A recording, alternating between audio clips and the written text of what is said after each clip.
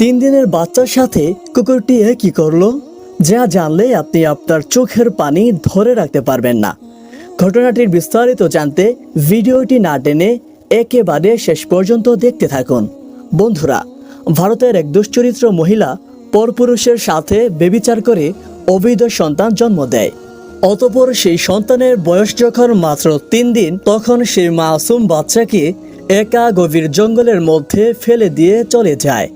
অতঃপর সেখানকার বসবাস করা হিংস্র কুকুরের দল সেই মাসুম বাচ্চাটির সাথে যা করলো তা শুনে আপনার আত্মা কেঁপে উঠবে এবং মনে মনে চিন্তা করবেন, আসলে কি করে সম্ভব? মাত্র 3 দিনের মাসুম বাচ্চাকে এভাবে জঙ্গলে ফেলে দিল এই পাষাণ মহিলা। অতঃপর যখন কুকুর বাচ্চাটিকে দেখলো, তখন কুকুরটি কি করলো সেই বাচ্চাটির সাথে, তাই তো আজকের এই ঘটনাটি হৃদয় বিদারক ঘটনা হতে চলেছে। মূল ভিডিও শুরু করা যাক। মূল ভিডিও শুরু করার আগে আসুন একটু দোয়া করি।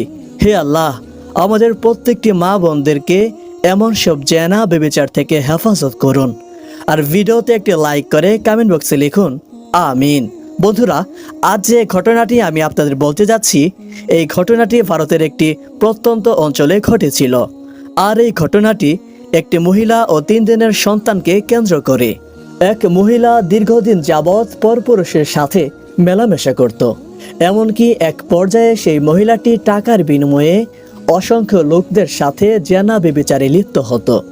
আর এভাবেই অপকর্ম করতে করতে এলাকার লোকেরা যখন মেয়েটিকে এগুলো করতে মানা করত, মেয়েটি তাদের মুখের উপরে কটু কথা বলে দিত। এমনকি সে বলতো, আমি এগুলো করি 2 মুঠো ভাতের জন্য, আমি যদি এগুলো না করি আমার দায়িত্ব কি আপনারা কেউ নেবেন? আর বর্তমান যুগে জিনিসপত্রের যেই দাম, কেউ কারো দায়িত্ব নিতে চায় না। তাই তো লোকেরা মেয়েটির এই কথা শোনার পর তারা আর কিছুই বলতো না। মেয়েটি এভাবে দিনের পর দিন অসংখ্য পুরুষের সাথে মেলামেশা করত। আর এগুলো কারণ দেখে তার পিতা মাতা মেয়েটিকে ত্যায্য করে দেয় এবং তাকে বলে, তুই আজ থেকে আমার পরিচয় দিবি না। আর তাই তো মেয়েটি নিজস্ব গ্রাম ছেড়ে অন্য এক গ্রামে এসে এই কাজকর্ম করা শুরু করে দেয়। সবাই জানতে পারে যে মেয়েটি অপকর্ম করে। তাই তো দূর দূরান্ত থেকে পুরুষেরা আসতো তার সাথে দেখা করতে এবং জেনা ব্যভিচার করতে। একদিন মেয়েটি হঠাৎ অসুস্থ হয়ে যায়।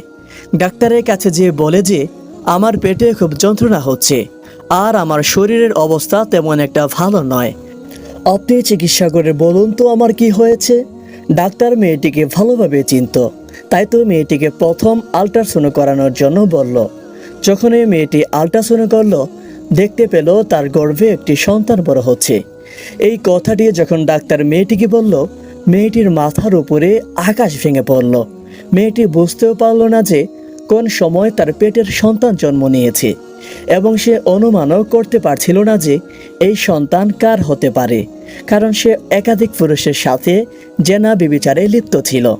তাই তো মেয়েটি যখন ডাক্তারের মুখ থেকে এ কথা শুনল, তখন তার কিছুই বলার বাকি রইল না। আর সে চিন্তা করল, যদি এই সন্তান হয়ে যায় তাহলে আমার ব্যবসা বাণিজ্য বন্ধ হয়ে যাবে। তাই তো সে ডাক্তারকে বলল, আপনি যেভাবেই পারেন আমার এই সন্তানকে নষ্ট করে দেন, অর্থাৎ তার মৃত্যু দিয়ে দেন। কিন্তু ডাক্তার তাকে বলে উঠল, এই সন্তান এখন নষ্ট করলে আপনার জীবনের ঝুঁকি বাড়তে পারে, কারণ এই বাচ্চাটি এখন বেশ বড় হয়ে গিয়েছে। এখন যদি বাচ্চাকে নষ্ট করা হয় তখন আপনার জীবনও চলে যেতে পারে। তাই তো মেয়েটি ডাক্তারের মুখ থেকে এই কথা শুনে সেখান থেকে চলে আসলো। আর ঘরে এসে চিন্তা করলো, আর মাত্র কয়েক মাস লাগবে। এই কয়েক মাস পর সে বাচ্চা জন্ম দিয়ে বাচ্চাকে মেরে ফেলবে। আর দেখতে দেখতে এভাবেই কেটে যায় দীর্ঘ কয়েক মাস। কয়েক মাস পর যখন মেয়েটি বাচ্চা প্রসব করলো, তখন আগের চিন্তায় তার মাথায় উদ্বোধন হলো যে সে ভাবতে লাগলো, এখনই তো উপযুক্ত সময় তাকে মেরে ফেলার। কিন্তু প্রসব দেওয়ার পরপরই মেয়েটা অনেক অসুস্থ হয়ে যায়, তাই সে কিছু করতে পারেনি। আর এভাবেই দেখতে দেখতে যখন 3 দিন পার হয়ে গেল, মেয়ে একটু সুস্থ হয়ে যায়, তখন সে বাচ্চাটিকে নিয়ে বাসায় চলে আসলো। আর মনে মনে চিন্তা করতে লাগলো, এখনই তো উপযুক্ত সময় এই বাচ্চাটিকে মেরে ফেলার। নাউজুবিল্লাহ মিন জালিক। কিভাবে একটি জন্মদাত্রী মা এই অপকর্মের জন্য তার বাচ্চাকে মেরে ফেলতে চাচ্ছে, হায় আফসোস। কি হচ্ছে এই পৃথিবীতে আজকাল। যাই হোক, যেই চিন্তা সেই কাজ।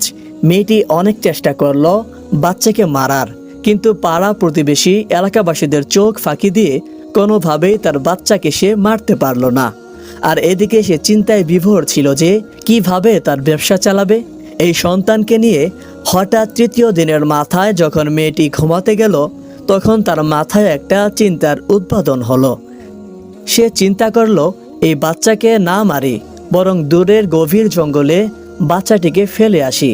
কেউ চিনতেও পারবে না যে আসলে এই বাচ্চাটি কার। যে চিন্তা সেই কাজ। সকাল হতে না হতেই মহিলাটি বাচ্চাটিকে নিয়ে গভীর জঙ্গলে ফেলে বাসায় চলে আসলো। হায় আল্লাহ! অন্যদিকে সেই জঙ্গলেই এক কুকুর একসাথে 4টি সন্তান জন্ম দেয়। সন্তান জন্ম দেওয়ার পরে সন্তানদের এক জায়গায় রেখে কুকুরটি খাবারের সন্ধানে বেরিয়ে পড়ে। যখন জঙ্গলের বিভিন্ন জায়গায় খাবার তালাশ করে, হঠাৎ সে শুনতে পায় ছোট্ট একটি বাচ্চার কান্নার শব্দ। কান্না অনুমান করে কুকুরটি সেদিকেই যায়, আর কুকুরটি যেয়ে দেখে সেখানে পড়ে রয়েছে একটি বাচ্চা। আশেপাশে কোনো মানুষ নেই, আর সে সময় ছিল বর্ষার মৌসুম।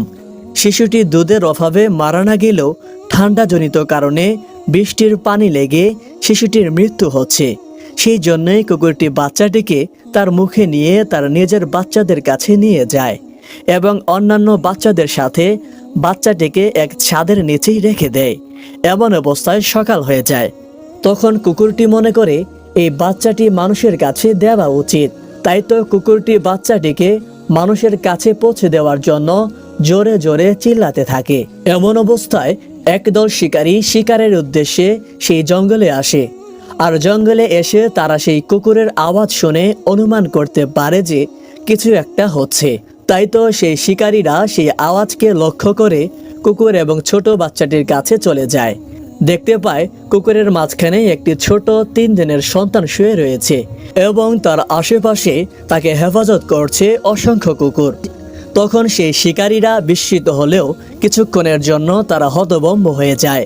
তারা অনুভব করতে পারছিল না যে এই এত বড় গভীর জঙ্গলে এই মাসুম বাচ্চা কি করে এলো, আর এই কুকুরই বা তাকে হেফাজত করছে কেন। যাই হোক, যখন তারা এই পরিস্থিতি দেখতে পেল, তখন তারা তাড়াতাড়ি কুকুরটিকে সেখান থেকে সরিয়ে সেই বাচ্চাকে কোলে নিল। কোলে নিয়ে দেখতে পেল এই বাচ্চাটি দেখতে ফুটফুটে সুন্দর, এবং তারা একজন আরেকজনের দিকে লক্ষ্য করছিল যে এই বাচ্চাটি কি আসলেই কোনো গায়েবী বাচ্চা নাকি কোনো মায়ের গর্ভ থেকে এসেছে। অনেকের মনে আজগবি ধারণা আসলেও তাদের ভেতর থেকে একজন বলে উঠল, এই বাচ্চাকে আমাকে দাও, কারণ দীর্ঘদিন আমার স্ত্রীর কোনো বাচ্চা হচ্ছে না, আর তাই এই বাচ্চাকে আমি তাকে উপহার দিব, আর একে আমি আমার ঘরেই লালন পালন করব। আর এভাবেই শিকারীদের থেকে একজন সেই বাচ্চাকে অ্যাডাপ্ট করে নেয় এবং সেখান থেকে বাচ্চাটিকে নিয়ে তারা চলে যায়। এবং সেই লোকটি তার স্ত্রীকে বাচ্চাটি দিয়ে বলে, এই বাচ্চাটিকে আমি জঙ্গল থেকে পেয়েছি। স্ত্রী বাচ্চাটির চেহারা দেখে খুবই খুশি হয়ে যায় এবং আনন্দে আত্মহারা হয়ে বাচ্চাটিকে নিজের সন্তানের মতো লালন পালন করতে থাকে। আর দেখতে দেখতেই বাচ্চাটি তাদের ঘরে বড় হতে শুরু করে। সুবহানাল্লাহ! দেখুন বন্ধুরা, আল্লাহ তাআলা চাইলে পশু পাখি দিয়েও হেফাজত করেন, কারণ আল্লাহ তাআলা নিজেই বলেছেন, আমি একজনকে যখন জন্ম দিয়েছি তার দায়িত্ব আমি নিজেই নিয়েছি। তাই রিজিক আমার হাতেই, আর মৃত্যু আমারই হাতে। এই ঘটনা থেকে একটাই শিক্ষণীয় বিষয়, আর সেটি হলো, রাখে আল্লাহ মারে কে। আপনি হাজার চেষ্টা করলেও আপনি কারোর মৃত্যু দিতে পারবেন না, আর আল্লাহ তাআলা যদি না চান তাহলে তো মোটেও সম্ভব নয়। বন্ধুরা, এই ঘটনাটি ভারতের একটি ঘটনা, যে ঘটনাটি ভারতের একটি গ্রামে ঘটেছিল। আর এই ঘটনাটি একটি বাস্তব ঘটনা। তবে এই ঘটনাটি শুনে আপনাদের মনে কি মতামত তা অবশ্যই আমাদের কমেন্ট করে জানাবেন। ভালো থাকবেন, সুস্থ থাকবেন। আসসালামু আলাইকুম।